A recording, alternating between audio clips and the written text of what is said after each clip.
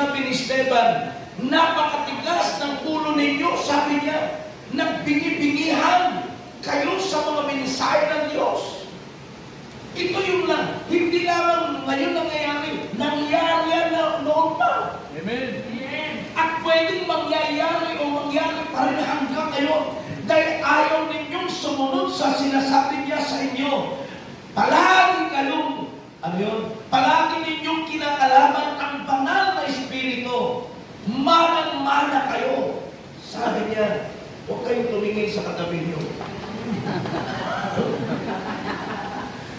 Sabi niya, manang-mana kayo sa ugali ng inyong mga ninuno.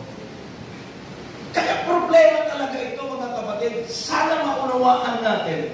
Talagang pabalik-balik ang mga ganitong problema. Pabalik-balik ang ganitong suliranin. O pabalik-balik ang ganitong klase ng espiritu na sa bandang huli, tao rin ang magsasuffer.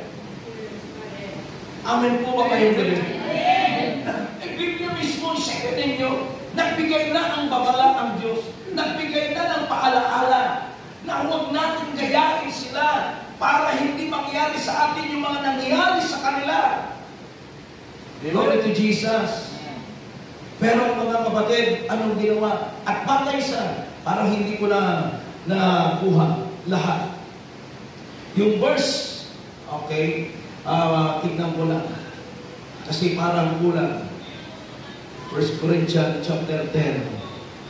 Pwede bang buksan ninyo yung Biblia kasi parang pakiramdam ko kulang. Hindi ko na copy yung